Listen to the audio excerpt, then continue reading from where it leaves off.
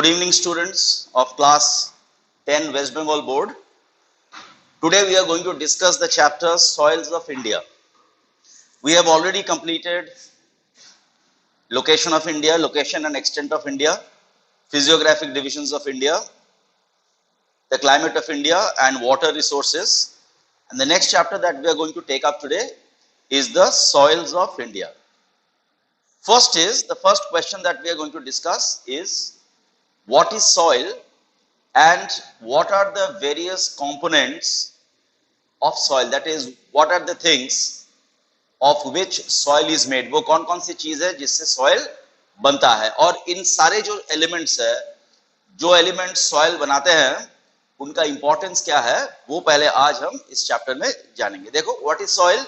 Soil is a mixture of minerals. Organic matter का मतलब होता है, what is the meaning of organic matter? Organic matter means dead leaves, fallen branches, dead bodies of animals. These are organic matters. So soil has minerals, organic matters, gases, liquids and many organisms, many small organisms in the soil that together form the uppermost layer of the earth's crust. So soil forms the uppermost layer of the earth's crust and is the medium, and it is in this soil, it is in this uppermost layer of the earth's crust. ये earth का जो सबसे ऊंचा वाला layer है, यहीं पर plants grow. This is where plants grow. So you will appreciate that it is very, very important for animal life. Why? Because plants provide us oxygen. Many animals survive on plants. You know, the herbivore animals survive on plants, and even the carnivores and omnivores, they consume the herbivores. So soil sustains life, so to say. Now among all those components of soil, soil के जो सारे components है उसमें सबसे पहले हम लोग आते हैं mineral particles. What are the mineral particles that are found in soil? Clay and sand. Clay and sand containing minerals like, तो clay और sand में कौन कौन से mineral normally होते हैं? Silica, iron, magnesium, potassium, calcium. These minerals are generally found in soil and they are very necessary for the healthy growth of plants. Next we come to humus. What is this humus? Humus is made up of organic matter like, what is this organic matter? Humus organic matter से बनता है. ये organic matter क्या है? जो गिरे सूखे, fallen dried leaves, minute bacteria and earthworms, कुछ others भी होते हैं, for example dead and decomposed bodies of animals, etc. You know, humus plays a very important role in making the soil fertile. Next we come to moisture. Moisture, see, plants normally absorb moisture only directly from soil. Plants can absorb nutrients from the soil only if they are in solution, that is dissolved in water. And all the nutrients that the plant absorbs from the soil, they can absorb only if the nutrients are dissolved in water. Therefore, water or moisture also plays a very important role in the growth of plants. Finally, we have air. Oxygen circulating in the soil is required for the respiration of organisms. See, oxygen required by organisms to live is given out by plants, and this organism is inhaled by various living bodies, living things, living organisms, and they exhale oxygen, air. This oxygen, they take in oxygen, and the organisms exhale or give out carbon dioxide. This carbon dioxide is taken in by plants. So air which contain carbon dioxide is also very, very important for the growth of plants. So soil contains Soil contains oxygen. You have oxygen content in soil, which is very important for plants. So these are the four components of soil which are important for the growth of plants. Number one, mineral particles. Number two, humus. Number three, moisture. And number four, air. Now, what are the various categories of soil? What are the various types of soil? See, soil is basically of three types. Number one, sandy soil. What is sandy soil? Sandy soil consists of about 60% sand and about 10% clay. Sandy soil is, the grains of sand are very loose. Sand के जो दाना होता है, grains होते हैं, वो बड़ा loose होते हैं, इसीलिए water can easily pass through the sandy soil. Plant roots are aerated since water and air easily permeate through the soil. अर्थात because there is enough gap between the soil particles, water and air can easily enter into the soil, so the plants here, the roots of the plants here can get moisture and air from the soil. It is good for cultivation. Sandy soil is good for cultivation, but for that fertilizers need to be added. In fact, sandy soil is good for the cultivation of some fruits and vegetables. Next we come to clay soils. Clay soils are soils that contain more than 60% clay. Clay soil is very sticky because it retains moisture. Clay soil retains moisture, so it is very sticky. The moisture which is held by the soil is released to the plants during the dry season. तो clay soil में जो moisture जमा रहता है सूखे मौसम के समय, वो moisture ये soil जो है वो release करता है ताकि पौधा उस soil को, उस moisture को ले सके. देखो, क्लेई सॉइल चूंकि बहुत स्टिकी होता है, इसीलिए जब क्लेई सॉइल वेट होता है उस वक्त इस पे हल चलाना, उस वक्त इस पे प्लाविंग करना बहुत आसान काम नहीं होता. क्लेई सॉइल के अंदर अगर हम सैंड और chalk, that is limestone, lime अगर हम मिक्स करें, then the soil becomes more fertile. Next we come to loamy soil. Number 3 is loamy soil. Loamy soil is a soil which is a mixture of sand and clay. Loamy soil is a mixture of sand and clay. It can be very fertile. अगर sand और clay का mixture का जो proportion है, वो proportion सही हो, तब ये loamy soil बहुत ज़्यादा fertile हो सकता है. When higher percentage, अगर सैंड का परसेंटेज कब ज्यादा हो, कुछ ज्यादा हो, then we call it sandy loam. और क्ले का परसेंटेज अगर कुछ ज्यादा हो, then we call it clayey loam. Loamy soil is very good for gardening and farming. Now see the soil that is found in India, it has been categorized into various types. In 1953 the Indian Council of Agricultural Research, ICAR, the Indian Council of Agricultural Research classified Indian soil, classified the soil available in India into 8 major types and 26 subgroups. 8 major types and 26 subgroups. Who classified? ICAR, Indian Council of Agricultural Research. ये जो 8 major soil groups है, the 8 major kinds of soil that we find in India are alluvial soil, black soil, red soil, laterite soil, sandy and desert soil, marshy and pit soil, mountain soil, and finally saline and acidic soil. तो क्या क्या है? The 8 major soils: alluvial soil, black soil, red soil, laterite soil, sandy and desert soil, marshy and pit soil, mountain soil, and saline and acidic soil. Now, as far as your syllabus is concerned, we do not have to read about all these 8 soils in your syllabus.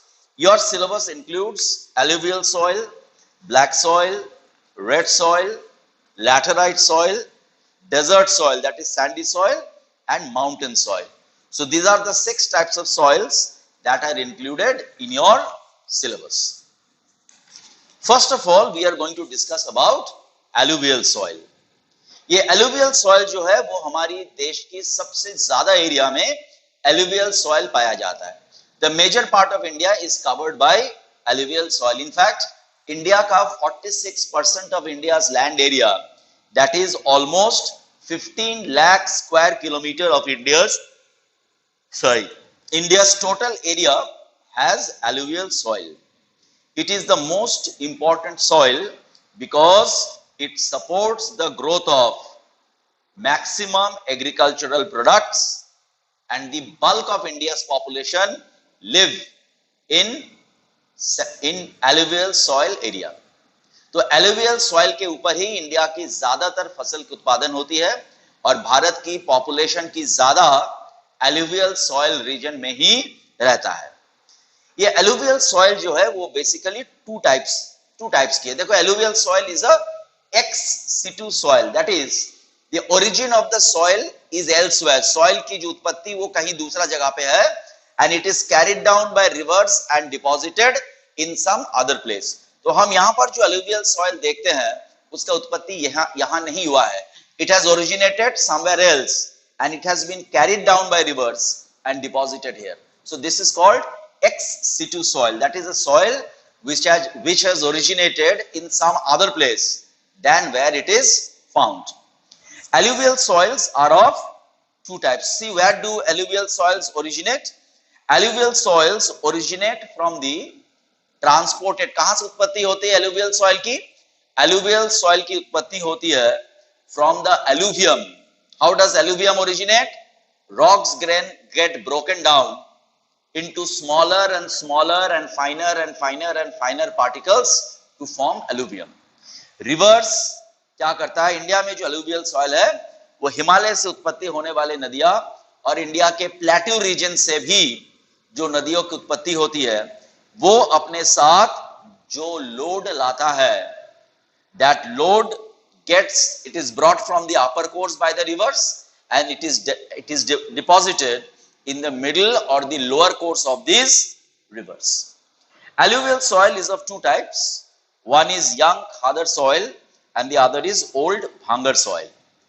The newer alluvium, which is more sandy in nature, it is pale brown in color and it is finely grained. It is normally found in floodplains and deltas in the lower course of rivers close to the river bank. River bank के करीब ये पाया जाता है और जब river bank every year flooded होता है तो new deposits of Khadar soil पाया जाता है. This new alluvium is more fertile than the old alluvium. The old alluvium is called Bhangar soil. ये old alluvium जो है ये इसमें ज्यादा clay होता है और इसका कलर डार्कर होता है, darker than khadar soils. This soils के जो दाना होता है वो खादर soil से इनके दाना ज्यादा मोटा होता है. इसके अंदर लाइम्स होते हैं, कंकड़ दैट इज पेबल्स होते हैं और ग्रेवल्स इसमें मिलता है. ये जो alluvium soil है ये खादर soil से भांगर soil कम फर्टाइल होता है और नॉर्मली रिवर बैंक से दूर. नॉर्मली भांगर soils are found away from the river banks. Now we come to the characteristic features of alluvial soil. See, first we come to the color. Alluvial soil का colour जो है वो pale brown, newer alluvium pale brown होता है और जितना alluvium old होता जाता है it becomes darker brown. So color of alluvial soil varies from pale brown to dark brown. Texture क्या होता है? ये बड़ा फाइन. न्यू alluvium जो है उसके ग्रेन्स बड़े छोटे होते हैं, सो इसका texture is very fine. But the older alluvium it has courser grain. इनके दाने बड़े होते हैं और ये कुछ कोर्स होता है. इन the upper course of reverse it is course, in the middle course it is medium and in the lower course it is finally grand. alluvial soil में पोटाश और ह्यूमस बहुत ज्यादा होता है और इसीलिए एल्यूवियम सॉइल बहुत फर्टाइल होती है। Because alluvium soil contains potash and humus, it is very fertile. Both rabi crops and kharif crops, that is winter and monsoon crops, can be grown in alluvial soil. लेकिन alluvial soil की जो कमी वो ये है कि alluvial soil में phosphorus और नाइट्रोजन की कमी होती है और इस तरह के फर्टिलाइजर्स जिसमें phosphorus और नाइट्रोजन हो वो alluvial soil में मिलाना पड़ता है। alluvial soil में wheat, rice, sugarcane, cotton, tobacco, oil seed जैसे क्रॉप्स इस सॉइल में हम कल्टीवेट कर सकते हैं और नदी के डेल्टाइक रीजन में, नदी की वो इलाका जिसमें करीबन हर साल जो इलाका फ्लडेड हो जाता है, ऐसी रीजन में जूट का कल्टीवेशन बहुत अच्छा होता है। जैसे वेस्ट बंगाल, यहाँ पे जूट का कल्टीवेशन बहुत अच्छा होता है। देखो सतलुज, गंगा, ब्रह्मपुत्र नदियों की जो वैलीज है उसमें एल्यूवियल सॉइल बहुत ज्यादा मिलता है। नॉर्थ इंडिया में पंजाब, हरियाणा, उत्तर प्रदेश, बिहार, वेस्ट बंगाल और असम, इन स्टेट्स में एल्यूवियल सॉइल मिला करता है। साउथ इंडिया में इन the Deccan coastal strip occupying the deltas of river Mahanadi, Godavari, Krishna, Kaveri और वेस्टर्न कोस्ट में नर्मदा, ताप्ती में, ताप्ती की जो माउथ्स है यहां पर ये सॉइल मिला करता है। मतलब स्टेट्स का अगर बात करें तो साउथ इंडिया में ओडिशा, आंध्र प्रदेश, तमिलनाडु, गुजरात, महाराष्ट्र, कर्नाटक और केरल में एल्यूवियल सॉइल हम पाते हैं। Next we come to black soil. Black soil का दूसरा नाम है regur soil. Black soil is economically the second most important type of soil in India, that is alluvial soil के बाद ज्यादातर फसल भारत में ब्लैक सॉइल में ही कल्टीवेट किया जाता है। 16.6%, 16.6% इंडिया का लैंड एरिया जो है उसमें ब्लैक सॉइल है। It occupies 5.50 lakh square kilometre of the total area of India. Black soil को, जैसे मैंने थोड़ा देर पहले बोला, ब्लैक सॉइल को रेगूर सॉइल भी कहा जाता है आफ्टर द तेलुगु वर्ड रेगुडा। ये तेलुगु का वर्ड है रेगुडा। इस रेगुडा ये लोकल नेम है for black soil. From this word black soil is also called regur soil. Black soil is in situ soil, that is जहां से ब्लैक सॉइल ओरिजिनेट होता है, उन पदार्थों को, उन रॉक्स को जहां से ब्लैक सॉइल की उत्पत्ति हुआ है, ब्लैक सॉइल वहीं पाया जाता है जहां पे उनका पेरेंट रॉक था। वो कुछ दूसरा जगह जाके बनता नहीं है। पेरेंट रॉक जहां था वहीं पर ब्लैक सॉइल बनता है। So black soil is an example of in situ soil. It is formed where they are found. जहां पे ब्लैक सॉइल हम पाते हैं वही वो सॉइल फॉर्म्ड हुआ है। क्यों फॉर्म्ड होता है ब्लैक सॉइल? जो वोल्केनिक रॉक्स है, लावा फ्लो के वजह से जो चट्टान बनते हैं, जैसे बेसॉल्ट, ये चट्टान टूट टूट के ब्लैक सॉइल बना है। Therefore black soils are also called volcanic or lava soils. Black soil का कलर वेरी डीप ब्लैक से लेकर चेस्टनट ब्राउन और मीडियम ब्लैक या कुछ कुछ जगहों पे कुछ रेड और ब्लैक के मिक्सचर भी होता है। इनका ग्रेन्स, इनका दाना बड़ा फाइन होता है और इनमें 60% क्ले होता है। ब्लैक सॉइल में पेबल्स यानी कि कंकड़, बालू बिल्कुल नहीं होता है। ब्लैक सॉइल में lime, iron, magnesium, calcium, carbonates, alumina and potash, ये जो मिनरल्स है, इन मिनरल्स को हम लोग शॉर्ट फॉर्म में कहते हैं लिम कैप। क्या बोलते हैं? लिम कैप। तो lime, iron, magnesium, calcium carbonates, alumina and potash, ये मिनरल्स ब्लैक सॉइल में काफी मिलता है। लेकिन फॉस्फेट, नाइट्रोजन, ह्यूमस की कमी ब्लैक सॉइल में होता है। ब्लैक सॉइल भी मॉइस्चर अच्छा रिटेन करता है और ब्लैक सॉइल भी कुछ हद तक स्टिकी हो जाता है जब इस सॉइल में ज्यादा मॉइस्चर आता है। तो चूंकि black soil just like alluvial soil, black soil भी क्या कर सकता है? ब्लैक सॉइल भी मॉइस्चर रिटेन कर सकता है और इसीलिए जब ड्राई सीजन आता है इट रिलीजेस दैट मॉइस्चर। सो महाराष्ट्र का लावा एरिया, नॉर्थ महाराष्ट्र का जो डेक्कन ट्रैप रीजन है जहां पे ब्लैक सॉइल बहुत ज्यादा मिलता है और जहां पे बारिश कम होती है वहां पर, और यहां पर इरिगेशन का फैसिलिटी भी ज्यादा नहीं है, इन जगहों पर कल्टीवेशन के लिए ब्लैक सॉइल का जो ये मॉइस्चर रिटेन करने का प्रॉपर्टी है ये बहुत काम आता है। ब्लैक सॉइल रीजन में साल की पहली बरसात के तुरंत बाद इन black soil regions soon after the first rainfall of the year we have to plow the land, जमीन पर हल चलाना पड़ेगा, क्योंकि ज्यादा जब बारिश होगा तो जमीन इतना स्टिकी हो जाता है कि उसमें हल चलाना बहुत मुश्किल हो जाता है। Black soil is very fertile और ये पानी बहुत अपने अंदर रख सकता है, इसीलिए ब्लैक सॉइल बहुत कई ज्यादा इंपॉर्टेंट क्रॉप्स को कल्टीवेट करने के लिए ब्लैक सॉइल का यूज होता है। इसमें सबसे इंपॉर्टेंट है कॉटन, इसीलिए ब्लैक सॉइल को कॉटन सॉइल भी बोला जाता है। इसके अलावा rice, wheat, jowar, millets, sugar cane, tobacco, oil seeds, sunflower, fruits and vegetables भी ब्लैक सॉइल में कल्टीवेट होता है। ब्लैक सॉइल इंडिया में पाया जाता है mostly in the Deccan plateau region. In India, we get black soil mostly in Deccan Plateau region, in states like Maharashtra, Western Madhya Pradesh, Gujarat, Andhra Pradesh, and the southern districts of Tamil Nadu. Next, we come to red soil. See, red soil occupies 10.6% of India's land area, that is about 3.5 lakh square kilometer area of India. Red soil occupies 10.6% of the total land area of the country, which is about 3.5 lakh square kilometer. Red soil is also in situ soil, that is, red soil भी वहीं पाया जाता है जहां पे वो originate किया है।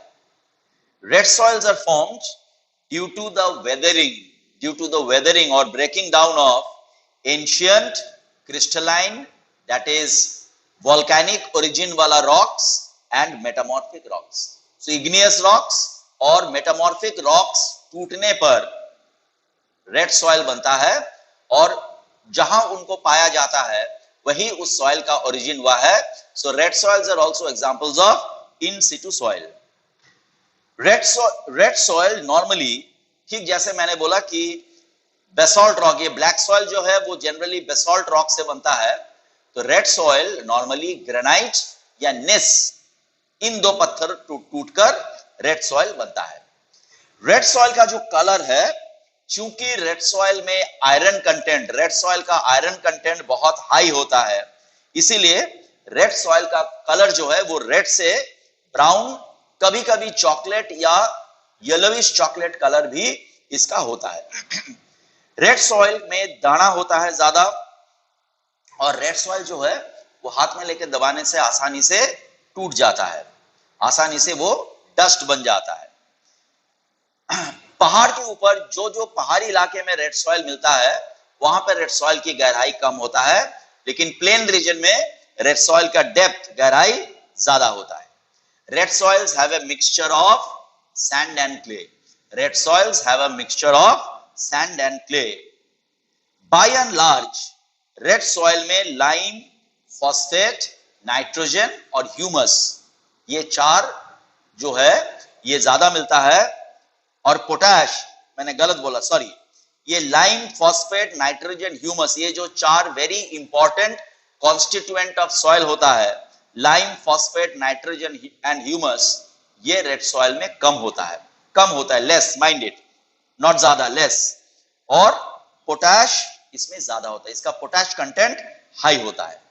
अब अगर रेड सॉइल में सही फर्टिलाइजर मिलाया जाए और इरिगेशन की सफिशिएंट इंतजाम किया जाए तो red soil can also be cultivated. Proper fertiliser और इरिगेशन की मदद से हम रेड सॉइल में millet, tobacco, groundnut, corn, soybean, coffee, potato, grapes, tea, oil seeds etcetera हम ग्रो कर सकते हैं। Red soil is very well suited for dry farming. Dry farming means cultivation of crops that does not need much moisture. Understood? Now see, red soil is normally found in North India. Red soil is found in areas of Bihar, West Bengal and eastern Rajasthan, parts of Assam, Nagaland, Mizoram, Manipur, Tripura and Meghalaya. South India में red soil is found in Tamil Nadu, large parts of southern Karnataka, Goa, northeast Andhra Pradesh, Orissa, southeast Maharashtra and Chota Nagpur plateau. Next we come to laterite soil. See, ये laterite soil जो है, ये जो नाम है laterite, ये Latin word latter से इसका ओरिजिन हुआ है. लैटिन वर्ड latter से laterite soil की नाम का ओरिजिन हुआ है. latter in Latin means brick, ईटा. तो laterite soil का दूसरा name is brick soil. Laterite soil covers about 2.4 lakh square kilometer of Indian area. Bharat की जो टोटल लैंड एरिया है उसकी 2.5 लाख स्क्वायर किलोमीटर एरिया में लैटराइट सॉइल आता है. सी, लैटराइट सॉइल उन जगहों पे मिलता है जिन जगहों पे बारी बारी में बारिश और हाई टेम्परेचर होता है. Alternative periods of high temperature and wet period, ये जो जगहों पे होता है उन्हीं जगहों पे लैटराइट सॉइल मिलता है. सी, laterite soil का कलर है because of the presence of laterite soil is generally red in color, very much like red soil. और इसमें क्योंकि इसमें आयरन ऑक्साइड की क्वांटिटी बहुत ज्यादा होता है, तो लैटराइट सॉइल में लैटराइट सॉइल रेड के अलावा कभी कभी ब्राउन, इवन येलोइश कभी कभी होता है. लैटराइट सॉइल में भी दाना ज्यादा होता है. इट्स कोर्स, दबाने से वो डस्ट बन जाता है, मतलब ये फ्राइबल है. और पोरस मतलब इसके दानों के अंदर गैप्स होता है ताकि पानी आसानी से अंदर घुस जाए. ये सॉइल जो है वो आयरन में रिच है. It is rich in iron but poor in lime. लेकिन लाइम इसमें कम है, मैग्नीशियम कम है, फॉस्फोरिक एसिड कम है, पोटैश कम है. तो मतलब ये बहुत ज्यादा फर्टाइल सॉइल नहीं है. इस सॉइल में बहुत ज्यादा लीचिंग होता है. लीचिंग की मतलब क्या होता है कि जब इसमें बारिश होता है तो बारिश की पानी सॉइल के अंदर घुस के धुल के नीचे से निकल जाता है.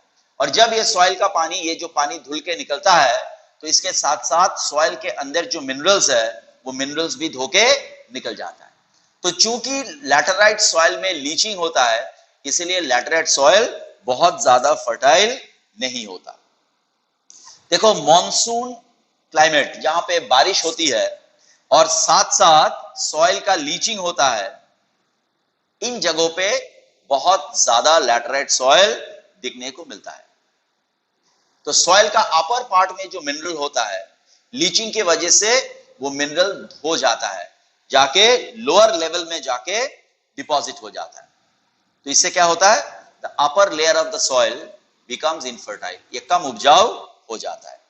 और जब बारिश खत्म हो जाता है और टेम्परेचर बढ़ जाता है, एकदम ये सॉइल लोहा जैसा हार्ड हो जाता है. देयरफॉर इंडिया की जो एरियाज में लैटराइट सॉइल मिलता है, वहां पे लैटराइट सॉइल घर बनाने के लिए इसका इस्तेमाल किया जाता है. लैटराइट सॉइल में बहुत कम नाइट्रोजन है, पोटेशियम एंड ऑर्गेनिक एलिमेंट इसमें है, इसीलिए बहुत ज्यादा एग्रीकल्चर के लिए ये फायदेमंद नहीं है. लेकिन plantation crops like tea, coffee, rubber, coconut इस सॉइल में कल्टीवेट किया जा सकता है. लैटराइट सॉइल हमको नॉर्मली पेनिनसुलर रीजन का अपर पार्ट में मिलता है. Normally we find laterite soil in the upper parts of peninsular plateau, in the summit of the Western Ghats at 600 meters to 1500 meters above sea level and in the Eastern Ghats.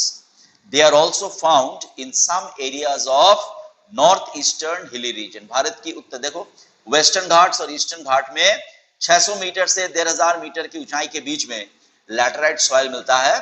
और उत्तर पूर्वी भारत की कुछ इलाकों में भी laterite soil मिलता है.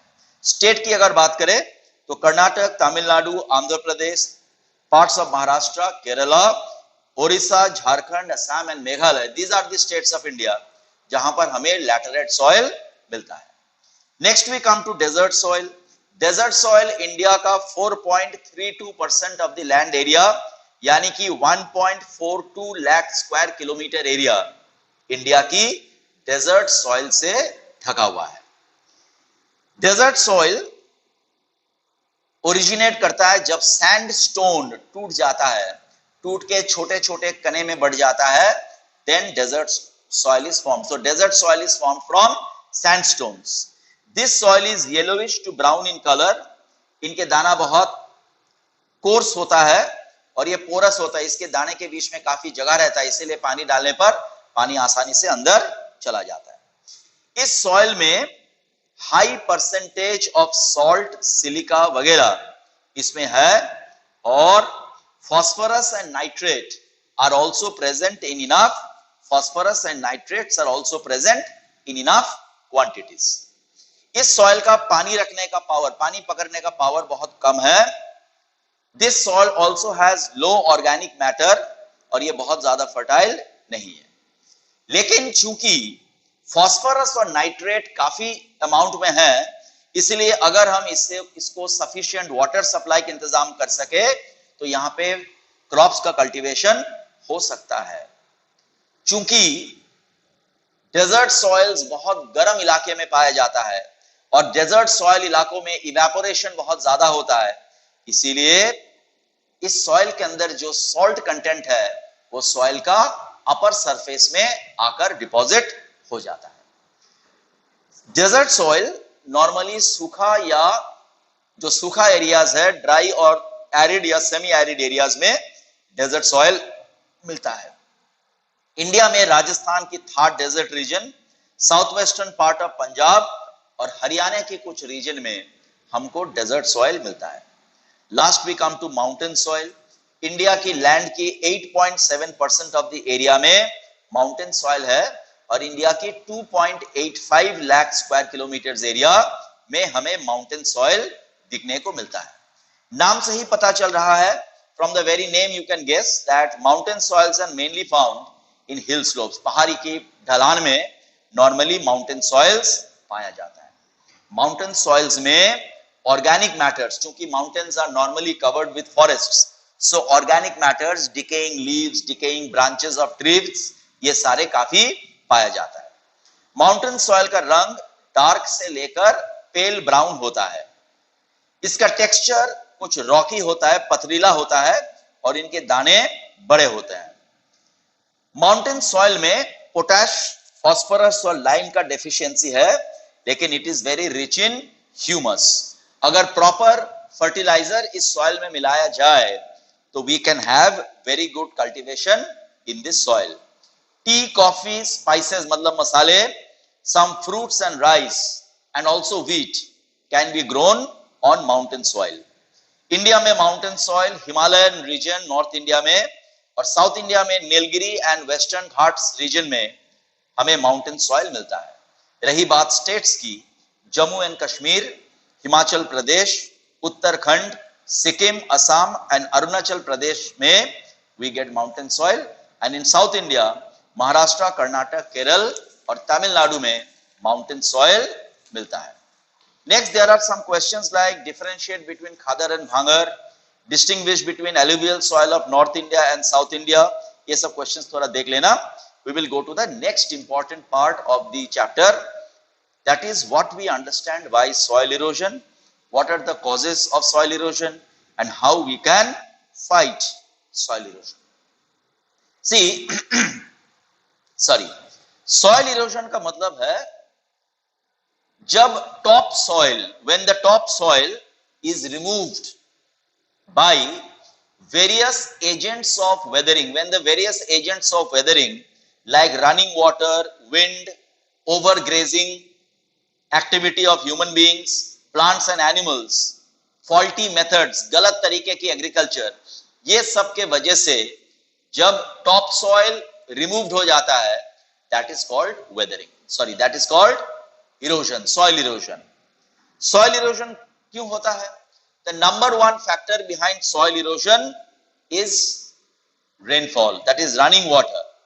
देखो, running water is the most important reason for soil erosion.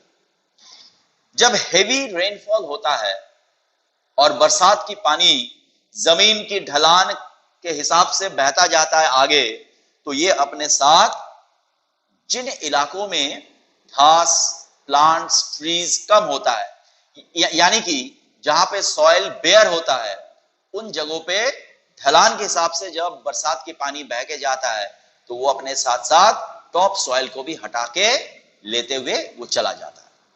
देखो ये रनिंग वाटर जो है ये नॉर्मली 4 तरीके से सॉइल इरोजन करता है। Number 1 is sheet erosion. Number 1 is sheet erosion. What is sheet erosion? It refers to the type of erosion where due to heavy rains, a surface film of water removes the soil on the surface of a large area. It is very harmful because it removes the finer and more fertile topsoil. देखो बच्चों, मान लो this is a area of land. This is an area of land. इसका इस तरफ ढलान है. The gradient of slope is this way. So when rain will fall, if अगर इस एरिया में बहुत ज्यादा प्लांट्स, ग्रास, ट्रीज नहीं होगा, अगर ये एरिया बिल्कुल खाली होगा, तो इस एरिया का ऊपर का जो सॉइल है, ये बहता हुआ बरसात के पानी क्या करेगा, इस ऊपर का सॉइल को अपने साथ बहा के ले जाएगा। तो जब एक बहुत बड़ी इलाके का सॉइल बरसात के पानी के साथ बहते हुए आगे चला जाता है, बहुत बड़ी एरिया का टॉप सॉइल बहते हुए वो आगे चला जाता है, that is called sheet erosion. Sheet erosion is very important cause of soil erosion. Next we come to rill erosion. What is rill erosion? Rill erosion पहला स्टेप देखो, रनिंग वाटर के जरिए जो सॉइल इरोजन होता है उसका पहला step is sheet erosion. Second step is reel erosion. Reel erosion में क्या होता है, suppose this is the land, surface of the land. Reel erosion में छोटे छोटे दरार लैंड का सरफेस में, इस तरह से छोटे छोटे दरार लैंड के सरफेस में, small gaps are formed on the surface of the land. Small gaps are formed on the surface of the land, और आसपास की जगह से पानी यहां पर आके बहता है, और यहां से पानी, the water flows along these rills and takes the soil away with it. Next we come to gully erosion. Now what is gully erosion? Gully erosion means, suppose you have a slope of land like this. If the land is sloped like this, so what will happen, water will flow from here into this lower part, and water will also flow from here into this lower part. Gradually a gap will be created in the land, and with time this gap will become wider and wider. And gradually what will happen, the soil from here will flow into the gap, the soil from here will go into the gap. This gap is called a gully, and the water flowing along the gully will take away the topsoil from the place of origin. ठीक है ना? तो क्या होगा, देखो यहाँ पे जमीन का स्लोप है, जमीन का स्लोप इस तरफ है, तो पहले क्या होगा, बरसात की पानी इस तरफ यहाँ पे आएगा, यहाँ से यहाँ आएगा, फिर धीरे धीरे बहता हुआ पानी के दबाव से ये जगह कटता और बड़ा होता जाएगा। ये जो गैप है, ये जो डीप और वाइड गैप, धीरे धीरे ये गैप जो डीप होता जाता है और वाइड होता जाता है, दिस इज कॉल्ड गली। तो आसपास की जो बरसात की पानी बहते हुए आसपास की टॉप सॉइल को इस गैप में आके गिराएगा, और गैप के अंदर से होते हुए धीरे धीरे सारा टॉप सॉइल धुल जाएगा। ठीक है ना? और gradually what happens, the gullies they become wider and bigger. For example if you go to, और फिर क्या होता है, देखो जब ऐसे कई गलीज होते हैं, ऐसा कई गलीज होते हैं, तो ग्रेजुअली ये सारे टॉप सॉइल्स ये धुल जाते हैं यहाँ। तो अब ये जमीन उतना उपजाऊ नहीं रहता, क्योंकि टॉप सॉइल धुल गया है। जब जमीन उपजाऊ नहीं होता तो नेचुरली यहाँ पे एग्रीकल्चर भी बंद हो जाता है और पेड़ पौधा उगना भी बंद हो जाता है। तब ये जमीन बैडलैंड्स यानी कि बंजर जमीन बन जाता है, जिस जमीन के अंदर इस तरह का रवाइंस या गलीज है। इस तरह का बैडलैंड्स हम चंबल वैली, मध्य प्रदेश की चंबल वैली एक बहुत बड़ी एग्जांपल है of this kind of badlands. Next is splash erosion. Splash erosion मतलब देखो भाई, जब हम एक चट्टान के ऊपर एक जगह हथौड़ा मारते जाएंगे तो what will happen, that rock will crack, the rock will break. Similarly जब बारिश की बूंद ऊपर से गिरता है, एक जगह पे जब गिरता जाता है तो क्या होता है, हथौड़ा मारना जैसा इफेक्ट, हथौड़ा जब बारिश की बूंद गिरता है या जब ओला मतलब हेल स्टोन गिरता है, तो हथौड़ा मारना जैसा इफेक्ट जमीन पे होता है। तो जमीन का जो टॉप सॉइल है वो लूज हो जाता है और फिर बहता हुआ पानी के साथ बह जाता है। This is called splash erosion. तो रनिंग वाटर जो है, रनिंग वाटर ये चार तरीके से सॉइल इरोजन करता है। One is sheet erosion, number 2 is reel erosion, number 3 is गली erosion, number 4 is splash erosion. Now wind, देखो विंड भी इरोजन करता है। कैसे करता है? विंड का भी इरोजन करता है। जब एक बहुत बड़ी ओपन एरिया के ऊपर विंड बहता है, जब विंड बड़ा तेज बहता है तो विंड क्या करता है, जो सरफेस सॉइल है, नॉर्मली विंड इरोजन उन दो जगहों पे होता है। एक तो जहां पर बहुत गर्म है और सरफेस सॉइल ड्राई हो गया, तो जब सॉइल ड्राई हो जाता है वो क्या होता है, लूज हो जाता है। नंबर 2, जहां पे पेड़ पौधा कम हो तो विंड जब बहता है वो इस सरफेस सॉइल को, जो सरफेस का टॉप सॉइल है, वो अपने साथ उड़ाकर ले जाता है और जमीन को इरोड करता है। This is wind erosion. Over grazing, देखो गांव में जब गाय बकरियों को चरने ले जाते हैं, अगर we take our animals for grazing to the same patch of land continuously for long time, तो शीघ्र ही क्या होता है, उस गाय बकरी क्या करता है, उस एरिया की सारे पेड़ पौधे और घास फूस खा लेता है। घास फूस पौधों को दोबारा उगने की, आज जो गाय ने घास या पौधा खाया है उसको दोबारा उगने का मौका नहीं देंगे, तो शीघ्र ही क्या होगा, what will happen, the entire land will become bare. और जब लैंड बेयर हो जाता है उसके बाद हवा चलता है या बारिश होती है तो उस लैंड में इरोजन ज्यादा हो जाता है। पॉपुलेशन प्रेशर, देखो due to population, due to increasing population, man is gradually cutting down trees in large numbers.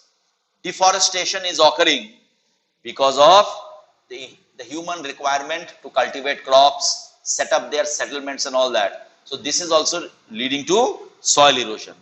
उसके साथ साथ there are unscientific farming methods. एक एग्जांपल मैं देता हूं, जैसे shifting agriculture.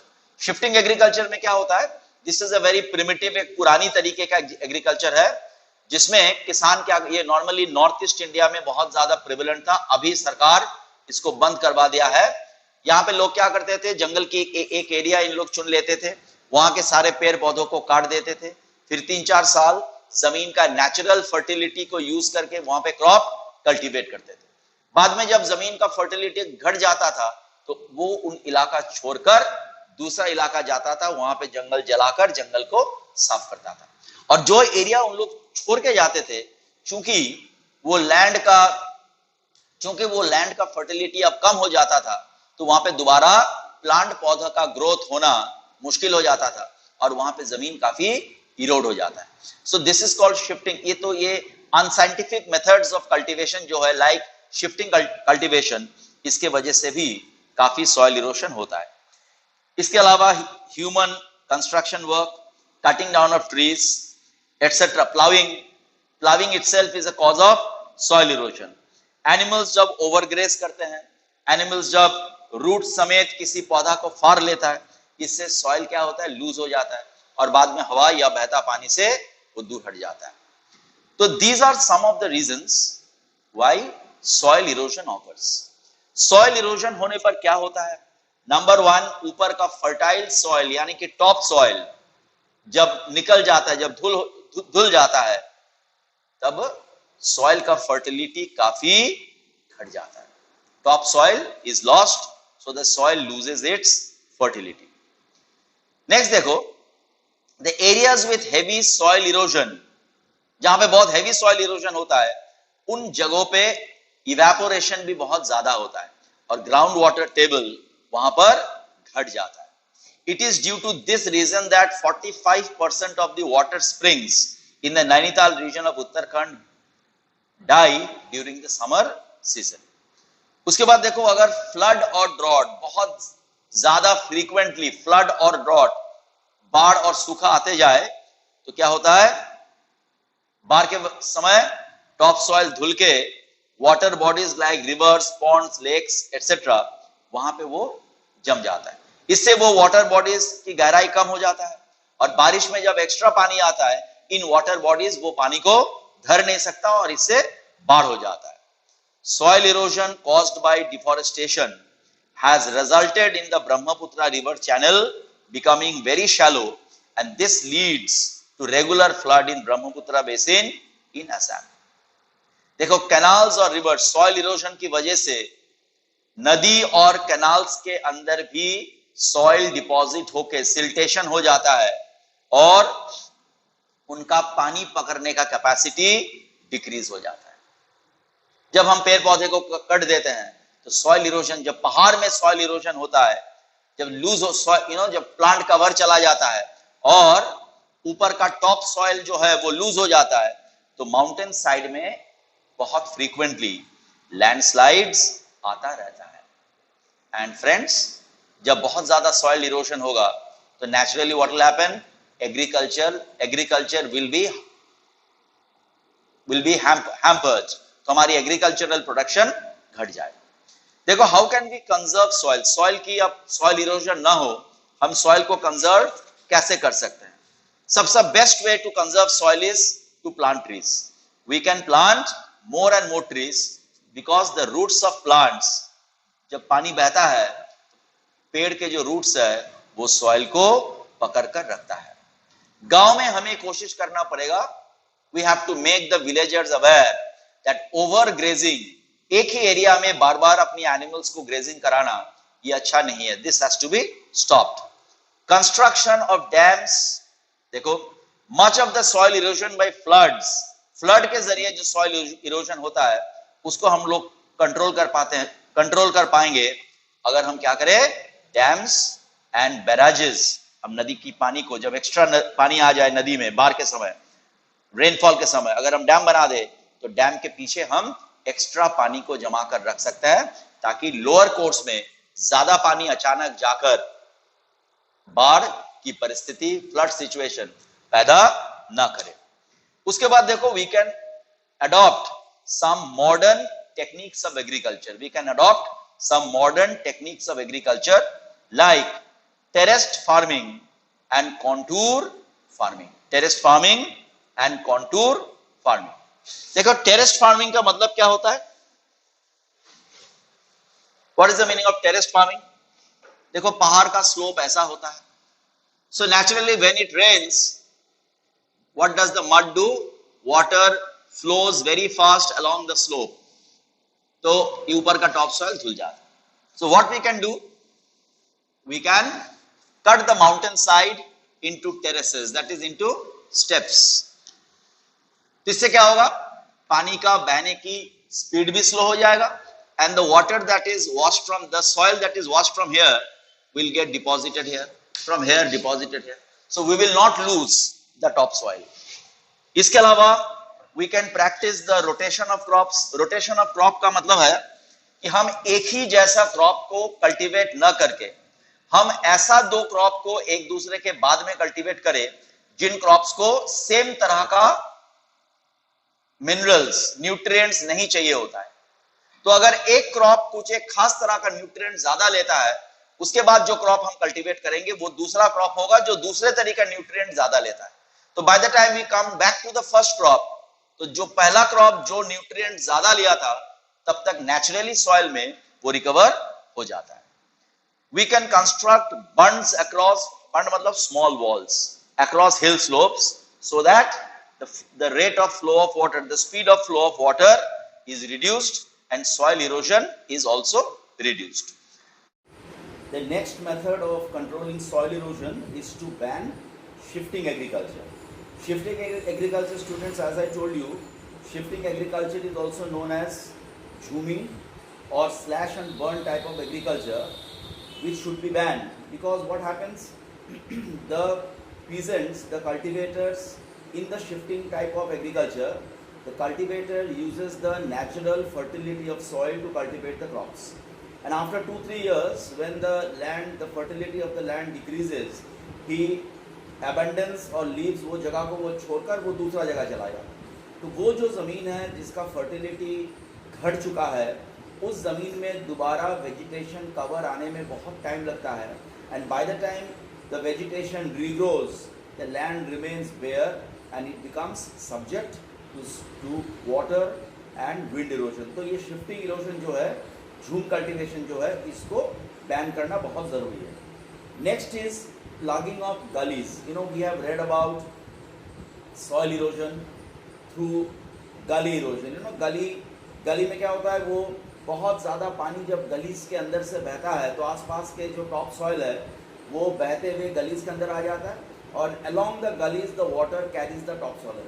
So what we can do, we can plug, माने we can stop the gullies, we can stop the water from flowing through the gullies. ऐसा कैसे कर सकते हैं हम? गलीज के बीच में, in middle of the gullies, we can construct stone walls, or we can construct wire nettings, or we can install trees, cut down, you know, जो tree है वो हम वहाँ पर गलीज के अंदर हम लोग रेस कर सकते हैं, हम लोग लगा सकते हैं, पेड़ लगा सकते हैं. इससे क्या होगा, जब वो गलीज के अंदर से पानी बहेगा, the rate of flow of water will drastically, बहुत ज़्यादा rate of flow of water घट जाएगा, और वो जो हम डैम्स कंस्ट्रक्ट करेंगे उसके पीछे कुछ देर तक पानी टिका भी रहेगा, तो वहाँ का जो सॉइल है it will not get carried away to a different location.